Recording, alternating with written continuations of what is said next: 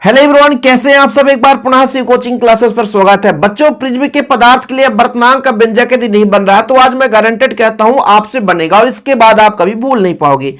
इसके लिए आपको स्टेप बाय स्टेप फॉलो करते चलना जैसे मैं समझाऊंगा। बस थोड़ा सा समय देना है आपको। मैं गारंटेड कहता हूं कि यदि आप जो आधे घंटे में पढ़ोगे बच्चों, वो आप 10 मिनट में तैयार कर सकते हो। सबसे पहले यहां पर हम बात करते हैं कि हमारे पास एक प्रिज्म है, एबीसी प्रिज्म है।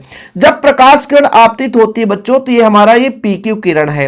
इसके बाद दूसरे सतह पे जाती है तो उसे हम बोलते हैं अपवर्तित किरण। तो क्यू आर हमारा अपवर्तित किरण है और फिर आर से एस दिशा में चले जाती है तो निर्गत किरण है। तो हमने कहा माना एबीसी एक हमारे पास एक प्रिज्म है जिसमें बच्चों पीक्यू आपतित किरण, क्यू आर अपवर्तित किरण और आर एस जो है बच्चों आपका निर्गत किरण है। क्योंकि आपको पता होगा कि जहां से प्रकाश किरण अंदर जाती है वो आपका एक पृष्ठ है, इसलिए त्रिभुज एबीसी जो हमारा प्रिज्म है इसमें दो अपवर्तक पृष्ठ ए बी और ए सी है। अच्छा, जहां से प्रकाश किरण गुजरती वहीं पे अभिलंब भी होता है। तो जो आपका एमओ और एनओ और एमओ ये दोनों बच्चों अभिलंब है। दोनों पृष्ठ के ध्यान रखिएगा, एक पृष्ठ हमारा ये, एक पृष्ठ हमारा ये, तो दोनों का ये अभिलंब का काम करता है। ठीक है, एक मिनट में क्लियर कि ए बी सी एक आपका प्रिज्म है, ए बी और ए सी अपवर्तक पृष्ठ है, पी क्यू आपतित किरण, क्यू आर अपवर्तित किरण और आर एस बच्चों आपका निर्गत किरण। अच्छा, आपतित किरण को आगे बढ़ा दें और इसको हम निर्गत किरण को पीछे बढ़ा दें तो यहां पे जो कोण बनता है वही होता है आपका विचलन कोण। क्या होता है बच्चों? विचलन कोण। कोई दिक्कत? अच्छा, आपतित किरण को आपतन कोण को हम आई से दर्शाते हैं और अपवर्तित कोण को हम आर से। इसलिए पहले पृष्ठ के लिए आपतन कोण I1 और अपवर्तन कोण R1। अब यहां पे ये जो निर्गत कोण है बच्चों, क्योंकि निकला है किरण तो निर्गत कोण I2 और इसका अपवर्तन कोण जो है ये दूसरे पृष्ठ के लिए R2 है। हम स्टेप बाय स्टेप चलेंगे, थोड़ा सा समय जरूर लेंगे बच्चों। ठीक है, अब देखिएगा ये पूरा कहानी है लिखा हुआ जो मैं आपको समझाया हूं, टाइम लॉस नहीं कर रहे हैं। हम बात करते हैं विचलन कोण। कौन सा विचलन कोण है? विचलन कोण आप ही बताओ। ये वाला जो हमारा विचलन कोण बना है यूटीएस, यूटीएस कौन सा बच्चों? यूटीएस, ये हमारा क्या है? विचलन कोण है। ये हमारा क्या है? विचलन कोण। अच्छा, ये जो हमारा यूटीएस है या एसटीयू कुछ भी लिख दे हम। अब बताना थोड़ा सा, यूटीएस या एसटीयू वही है, एसटीयू या यूटीएस, ये सामने दो कोण के योग के बराबर है। ये कहां से आ गया सर? मैं आपको समझाऊंगा। ये जो है बच्चों टी क्यू आर, क्या है बच्चों? T Q R, T Q R, और ये वाला जो कोण है बच्चों टी आर क्यू, मैं आपको समझाऊंगा, चिंता ना करो, टी आर क्यू के बराबर है। ऐसा इसलिए हुआ बच्चों, आप लोग 9th क्लास में पढ़े हैं कि किसी त्रिभुज के एक भुजा को आगे बढ़ा दे तो ये बहिष्कोण होता है और बहिष्कोण सामने वाले कोण के योग के बराबर है। तो ये टी है और ये क्यू है, ये आर है। तो ये वाला जो कोण है यू टी एस जो कोण है बच्चों, ये टी क्यू आर और टी आर क्यू के बराबर है। मतलब बहिष्कोण का मान सम्मुख कोणों के योग के बराबर है। ठीक है, ये भी चीज क्लियर हो गया। अब एक और मुद्दे की बात करता हूं। दो रेखाएं यदि एक दूसरे को प्रतिच्छेद करें तो आमने सामने के कोण बराबर है। मतलब इधर का जो I1 है ये इधर का मान जो है बराबर होगा। मतलब I1 है तो I1, लेकिन बच्चों यहां से आधे का मान R1 है तो इस आधे का मान कितना होगा? I1 माइनस R1 होगा कि नहीं होगा? बताओ जरा, बताओ जरा भाई। ये जो है एक रेखा दूसरी रेखा को काट रही है तो ये जो कोण है ये कोण शीर्षाभिमुख कोण कहलाते हैं। फिर समझना, ये फैक्ट नहीं समझे तो जिंदगी में कुछ नहीं समझोगे, इतना गौर से समझना। दो रेखाएं एक दूसरे को काट रही है तो ये कोण शीर्षाभिमुख है, दोनों बराबर हैं। मतलब ये I1 है तो ये पूरे का मान I1 है, लेकिन आधे का मान जब R1 है तो इस आधे का हम बड़े वाले में से घटा देंगे। मतलब इसका जो मान निकालेंगे बच्चों, यहां पे इसका मान जो निकालेंगे तो पूरे का मान I1 और इसको घटाएंगे तो R1, तो I1 माइनस R1। ठीक है, और फिर इसके लिए बच्चों, इसके लिए क्या करेंगे? पूरे का मान I2, I2 में R2 को घटा देंगे। सेम है, I2 में ये I2 है, ठीक है, I2 में R2 को घटा देते हैं। सेम प्रोसेस हमने किया है। यदि न्यूनतम विचलन की स्थिति में, यानी विचलन बहुत कम हो, न्यूनतम विचलन हो बच्चों, न्यूनतम विचलन में या न्यूनतम विचलन की स्थिति में जो I1 है और I2 दोनों बराबर है, तब मान के चलते हैं ये I के बराबर है माना, ठीक है।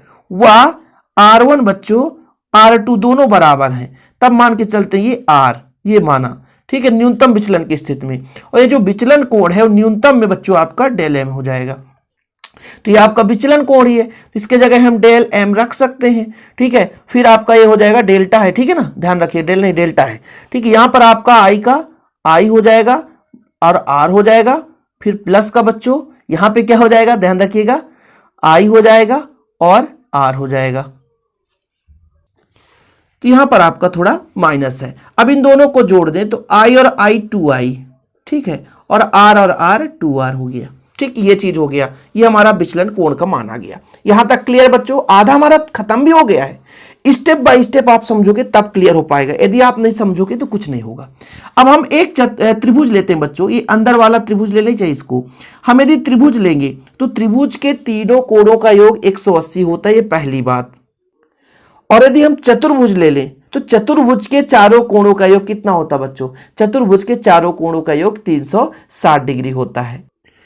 तो मैं यदि नीचे वाला त्रिभुज ले लूं, थोड़ा सा देखिएगा, नीचे वाला देखिएगा बच्चों, तो त्रिभुज के तीनों कोणों का योग 180 होता है। मैं अपने हिसाब से समझा रहा हूं, ठीक है, आपके बुक में जो भी होगा, लेकिन मैं अपने हिसाब से समझा रहा हूं। त्रिभुज में ले लेता हूं एक नीचे वाला त्रिभुज, देखिएगा ओ क्यू आर में बच्चों, ओ क्यू आर में त्रिभुज ओ हो गया, क्यू हो गया, आर हो गया।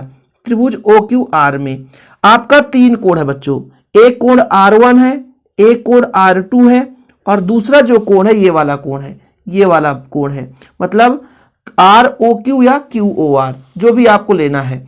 तो आप यहां लिख सकते हो QOR, इसका मान है 180 डिग्री। तो मैं यदि आपसे कह दूं QOR बराबर कितना होगा, तो 180 माइनस R1 प्लस R2, ये काम पड़ेगा बच्चों, इसलिए समझा रहा हूं। अब मैं एक चतुर्भुज लेता हूं, और चतुर्भुज कौन सा होगा आपका, चतुर्भुज बड़ा वाला होगा बच्चों, चतुर्भुज हो जाएगा AQOR में। देखिएगा कहां की बात कर रहा हूं, कहां की बात कर रहा हूं, ये बड़ा वाला चतुर्भुज देखिए AQOR। अब यहां पे ये अभिलंब है, तो ये पूरा का मान 90 डिग्री होगा, ध्यान रखना, ये पूरे का मान 90 डिग्री होगा। मतलब ये A है, ये Q है, ये O है, ये R, तो ये पूरे R का मान 90 डिग्री, इसका मान 90 डिग्री, इसका मान हमको नहीं पता। मतलब इस चतुर्भुज में एक कोण हमारा बनेगा बच्चों कोण A, दूसरा आपका 90 डिग्री, और तीसरा कोण बनेगा QOR, चौथा कोण बनेगा आपका 90 डिग्री, और चारों कोणों का योग 360 डिग्री। सही है कि नहीं। अब देखो बच्चों, इससे आप वैल्यू पुट कर दो। यदि मैं समीकरण लेते चलूं, जैसे मैं मान के चलता हूं ये समीकरण 1 हो गया, ये समीकरण 2 हो गया।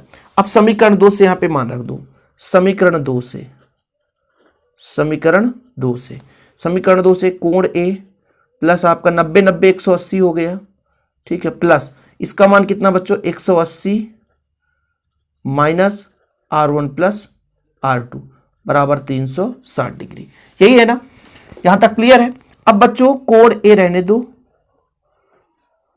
प्लस 180 कितना हो गया 360 माइनस R1 प्लस R2 बराबर 360। ये पूरा का पूरा कट गया, पूरा का पूरा कट गया बच्चों, ठीक है। तो कितना बचा आपका, यहां पर बचा कोण A बराबर, ये माइनस इधर जाएगा तो प्लस हो जाएगा, बराबर R1 प्लस R2, ठीक है ना। अब न्यूनतम विचलन की स्थिति में आपने पढ़ा है, न्यूनतम